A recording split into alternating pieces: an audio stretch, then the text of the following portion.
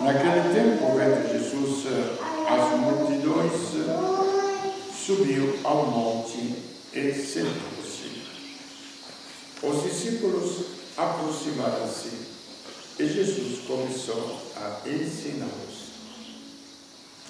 Felizes os pobres em espírito, porque deles é o reino dos céus. Felizes os aflitos, porque serão consolados. Felizes os mansos, porque possuirão a terra. Felizes os que têm fome e sede de justiça, porque serão saciados.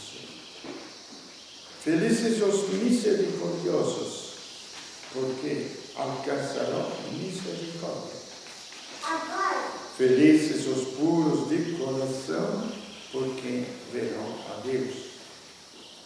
Felizes os que promovem a paz, porque serão chamados filhos de Deus. Felizes os que são perseguidos por causa da justiça, porque deles é o reino dos céus. Felizes sois vós quando os injuriarem e perseguirem, mentindo, disserem todo tipo de mal contra vós, por causa de mim. Alegrai-vos e exultai, porque será grande a vossa recompensa nos céus. Palavra da salvação. Glória a vós, Senhor.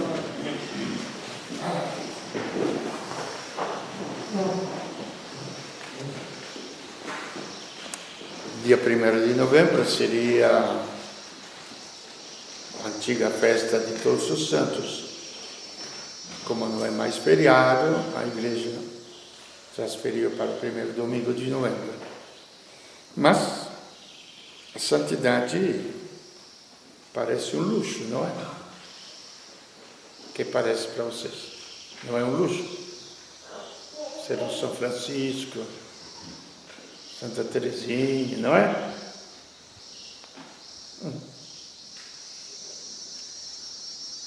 Quando numa família tem vários filhos, vamos dizer 10, não tem mais estas famílias, mas que tem os filhos maiores. Será que quando os pequenininhos que nascem, olhando para eles, é um luxo pensar que eles também vão crescer e ficar grande, é forte? O que parece para vocês? É um luxo? É uma ilusão? Ou está na natureza da própria vida que nasce, desenvolve e chega à maturidade biológica, mental, afetiva, aí por diante. Tem nada de estranho.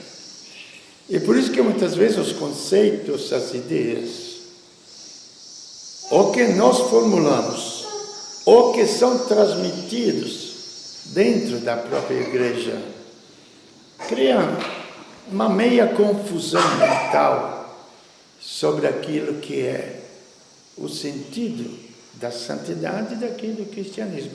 Porque santidade nada mais é do que o desenvolvimento da natureza pura do ser humano.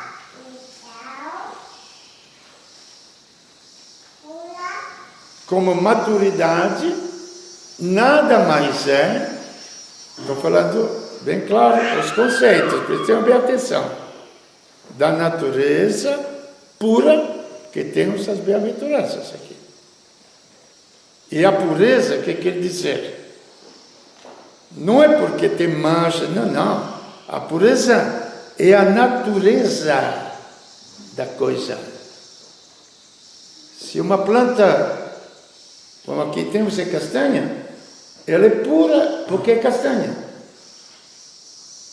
Se oliveira, é pura que oliveira. Se é videira, é pura porque é videira. Ela tem a sua essência. Isto quer dizer pureza.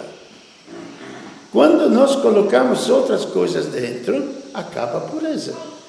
É que nem o ferro, outras coisas, etc. Tem as impurezas.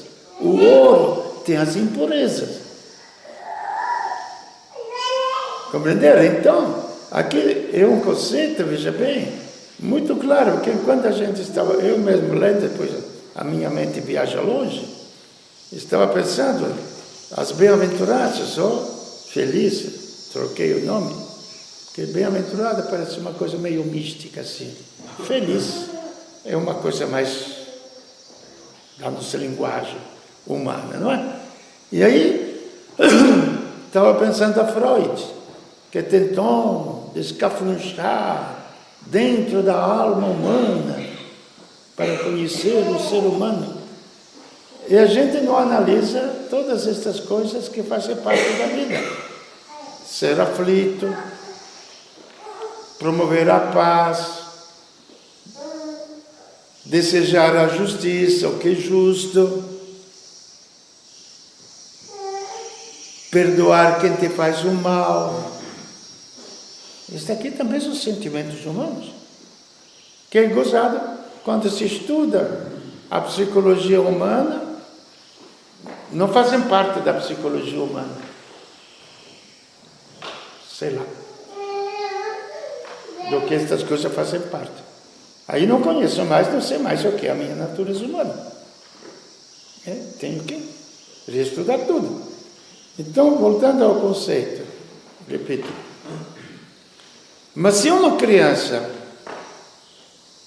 que nasce, e a meta deles, primeiro, é o desejo dos pais que deram a vida a estas crianças. Primeiro, geraram do nada. Estou falando biologicamente falando. Quem de nós, já outras vezes falei, às vezes eu dou risada até de mim mesmo, penso eu, antes de ser concebido no ventre de minha mãe, se eu podia mandar uma cartinha para minha mãe, para falar, olha mamãe, papai, você tem que me fazer com os olhos azuis, tem que me fazer, sei lá, assim, éramos nada. Éramos nada, não existia, não havia existência. E alguém que tinha a capacidade de gerar, que foram os nossos pais, nos deram a existência. Simples. E por que nos deram a existência? Para participar da vida deles ou para deixar na rua? Se foram bons pais. Se foram os pais que usam as crianças para pedir dinheiro nas ruas, já são outros 500. Então aqui entra a paternidade de Deus. Porque não se pode entender o desejo de Deus se nós não entendemos a grandeza de Deus. O que Ele é. Está certo. Religiosamente, a gente fala, desculpa a minha maneira de falar, mas tem que ser assim. O reino de Deus tá, mas que venha o mais tardar possível. Não é assim? O reino de Deus, que Deus vai me dar um prêmio ou vai me dar um castigo. Aí começamos a voltar para a nossa psique doentia. Com sentimento de culpa, nós colocamos a justiça de Deus no prêmio ou no castigo.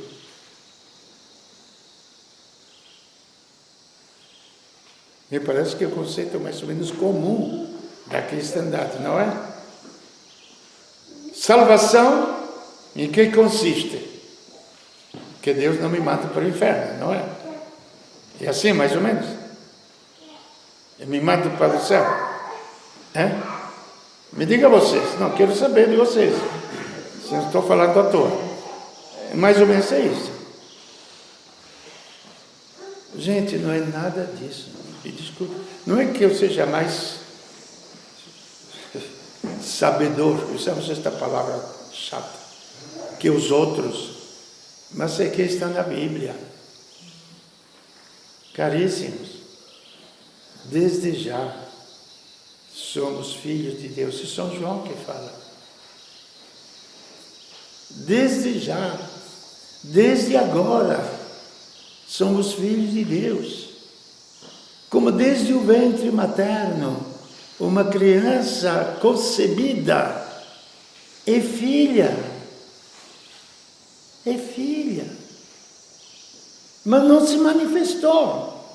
Repito o que outras vezes falei, mas que talvez muitas pessoas não estavam aqui. Quando a gente fez o curso, lá no litoral, a gente fez o curso, você participou, não é?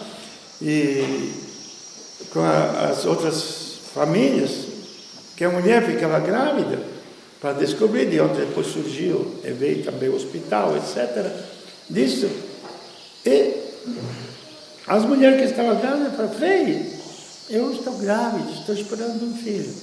Ah, está esperando um filho? Tá bom. Quantos meses, quanto tempo que está grávida? 4 semanas, 5 semanas, 1 mês. Tá. Você está esperando um filho bonitinho? Frei. Imagina, uma mãe grávida, é tudo. Aí entrava eu, chato para burro. Você está tendo um monstrinho.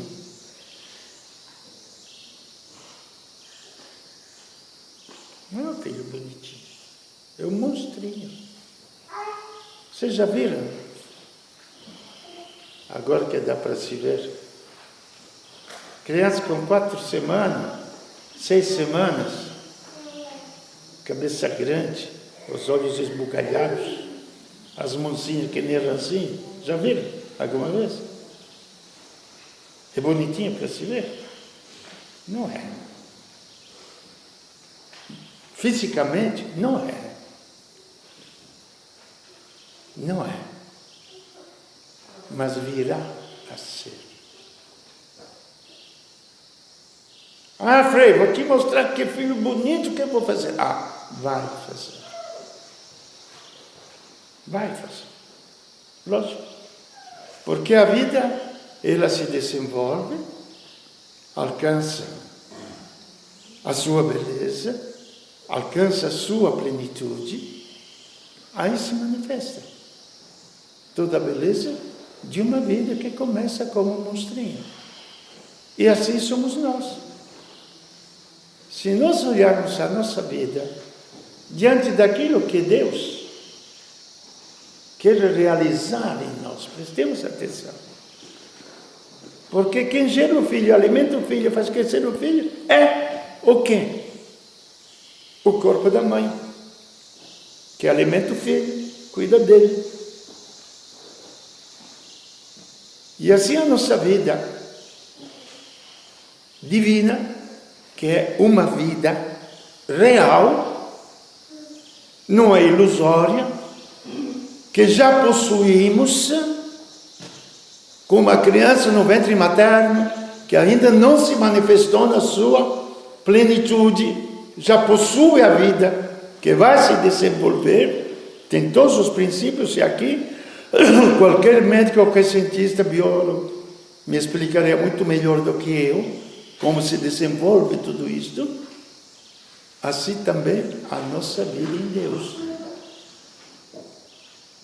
Porque me parece, se não ando errado, que os cristãos deveria ter, que quando eu medito às vezes, acho que não tenho nenhuma delas, ou não sinto nenhuma delas.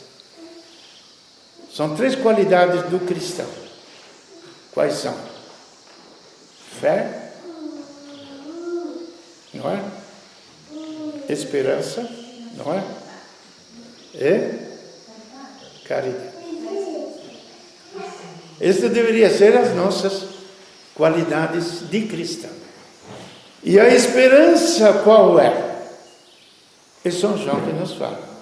Desde já nós somos filhos de Deus. Desde já nós fomos concebidos por Deus. Desde já Ele nos alimenta, nos dá todos os meios para crescer. Um dia, esse é o anúncio do Evangelho, gente. Não é o anúncio do inferno, do paraíso, que não tem nada a ver. Aquilo lá, repito, vem do sentimento de culpabilidade que nós carregamos. Mas para ter fé, você tem que crer naquilo que Deus te revela, não naquilo que você sente. O que é difícil. Porque sempre a gente vai com a nossa cabecinha. Crer é esquecer tudo que você pensa, tudo que você sabe, tudo. Entende? E crer naquilo que a pessoa me fala. Se alguém de vocês está me falando, eu fico com os meus pensamentos, mas você está tudo falando, o quê? Escuta, você está ouvindo o que eu estou falando ou não? O quê? E assim nós ficamos. Então a esperança é exatamente o que São João fala aqui. Desde já nós somos filhos de Deus, mas ainda não se manifestou aquilo que viremos a ser. Então nós temos um futuro? Temos. Em Deus. Ainda bem que não depende dos políticos, não depende da economia, não depende de nada disso. É uma vida de Deus. E esta vida nós chamamos de vida eterna. Aqui começamos a conhecer melhor. Esta vida é eterna. Por quê? Aquela vida que nossos pais nos transmitiram é uma vida no tempo. Porque a vida deles também era no tempo. Estou falando de meus pais que já faleceram. Então eles podiam transmitir uma vida, sim. Mas uma vida no tempo. Com as dimensões humanas do tempo. Se nós somos gerados em Deus, Ele nos dá uma vida que é como a dele, que é eterna. Aonde já chegamos à conclusão que a criança não começa a existir quando sai do ventre materno. Nós não começamos a vida eterna quando morre o nosso corpo. A criança já existe no ventre materno.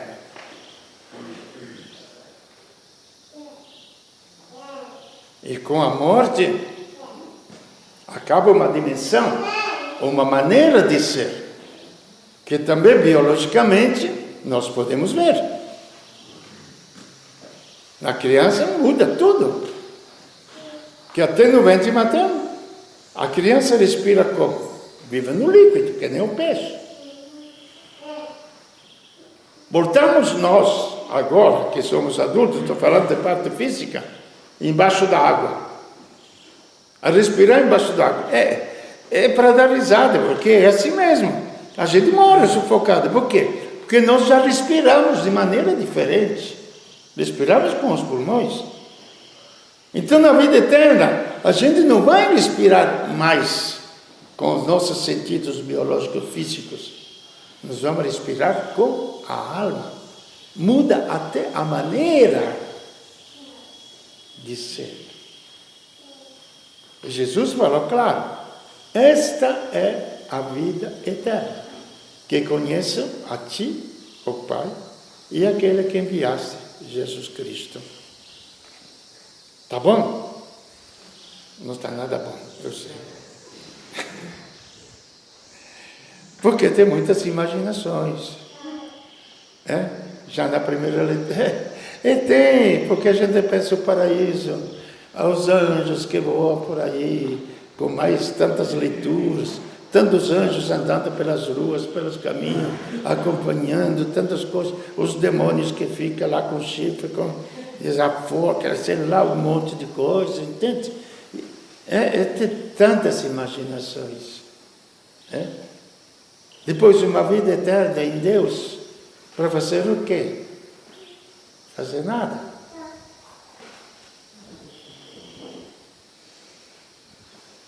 Então Jesus falou claro que é a vida eterna. Que conheço a ti, o Pai, e aquele que enviaste, Jesus Cristo. Vamos voltar à nossa maneira humana de ser. Nós temos uma experiência espiritual na Terra. Qual é?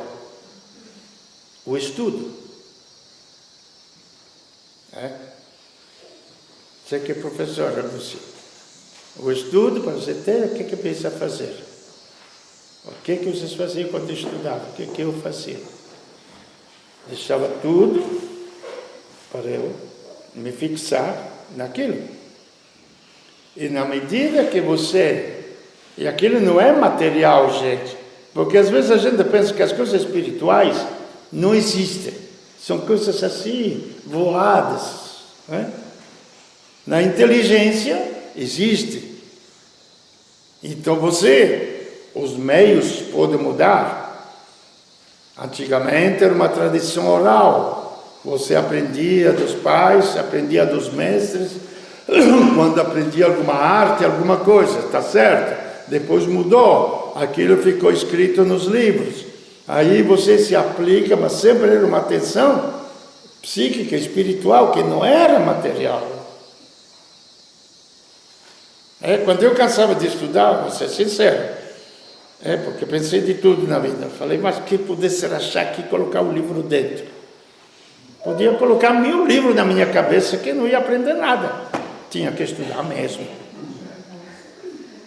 Não tinha, gente. Parece piada, gente, mas é coisa real. É coisa real. E é uma nossa dimensão espiritual, a inteligência. E na medida em que você aplica a sua inteligência, aquilo que o livro lhe transmite, aquilo que está no livro passa dentro de você, você se transforma no próprio livro.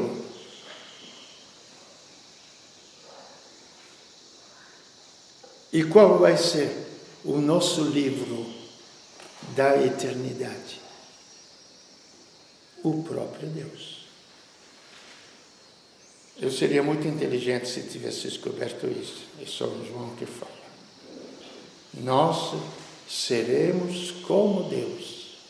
Esta é a finalidade da nossa vida humana. Ser como Deus. Porque nós o veremos face a face. O livro, já a nossa vida, como eu disse, não vai respirar mais com a nossa psique, não vai respirar mais com os nossos sentimentos, vai respirar com a alma, que é a maior potencialidade que existe em cada um de nós. E com a alma purificada, finalmente, nós veremos a Deus. E nós conheceremos a Deus. E Ele será o livro eterno, porque Ele é a fonte da vida, e nós descobriremos o sentido da vida. E nele nós encontraremos o sentido e o sabor. Eu ponho esta palavra. Sentido, que pode ser intelectual, e sabor, pelo gosto que nós sentiremos da nossa existência. Aí sim, finalmente teremos alcançado a finalidade do ter nascido. Esta é a fé cristã, muito prática, muito real, sobre a vida. Presta atenção. Porque crer simplesmente que Deus existe, porque Deus existe, tudo bem. Ele fica por sua conta, eu fico por minha conta. Sobretudo se você depois leva uma vida mais ou menos correta, que nenhum de nós leva, mas tudo bem, mais ou menos correta, não tem sentimento de culpa, não tem medo de nada, então tudo bem, ele fica lá, eu fico para cá. Mas se Deus, como ventre materno, é essencial para o desenvolvimento da criança, se Deus é essencial para o nosso desenvolvimento como pessoa, aí é uma resposta que nós temos que dar a cada um de nós. O que eu quero da minha vida? O que eu quero fazer da minha vida? Com uma criança, eu posso continuar a empinar pipa aos 30 anos. Mas como também eu posso ir numa escola para aprender o que eu quero fazer da minha vida.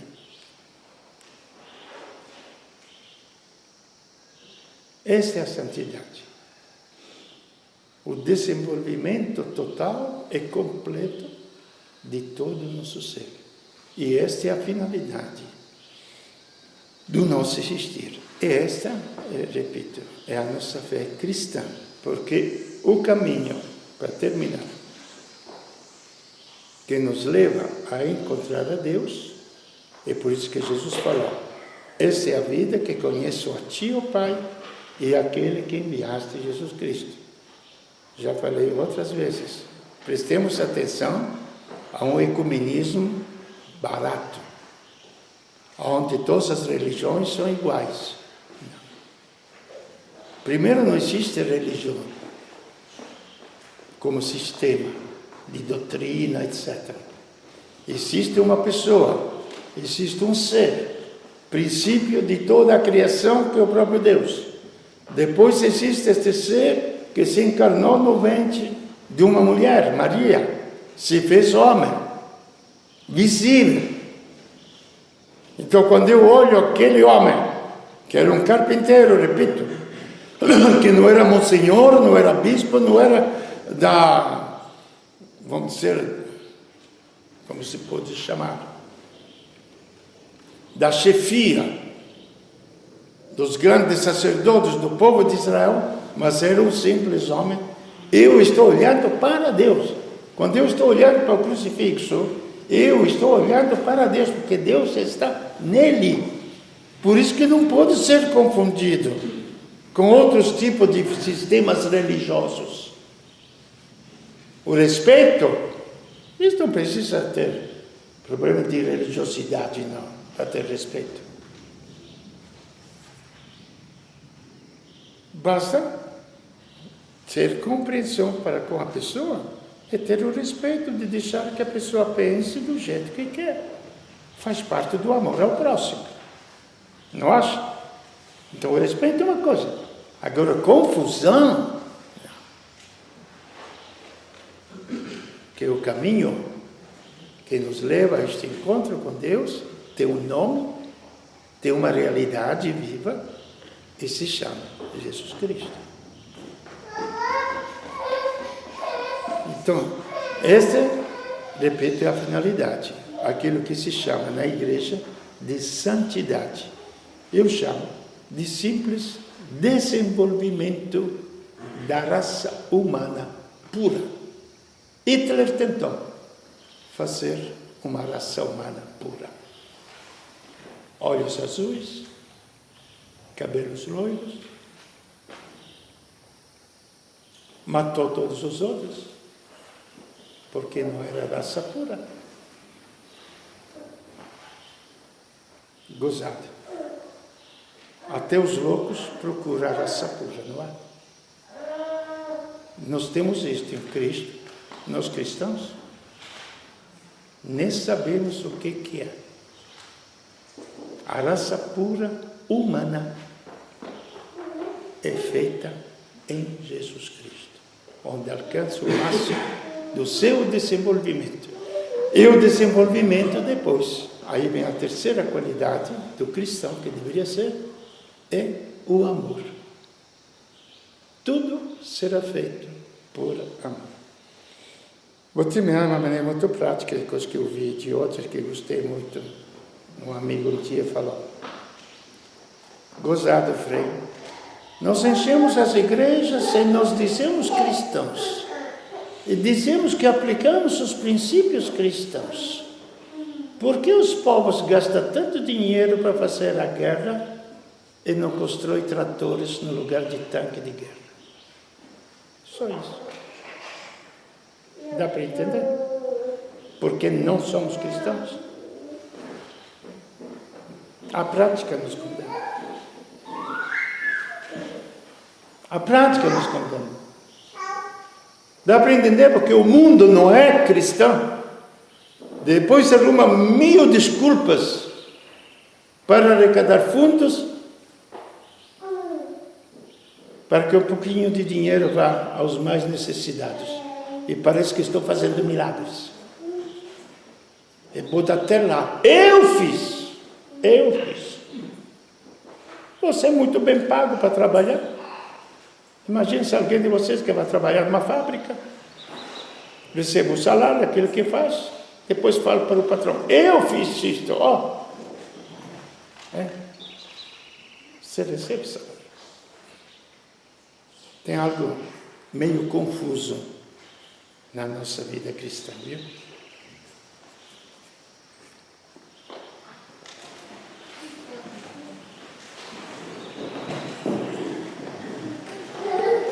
Creio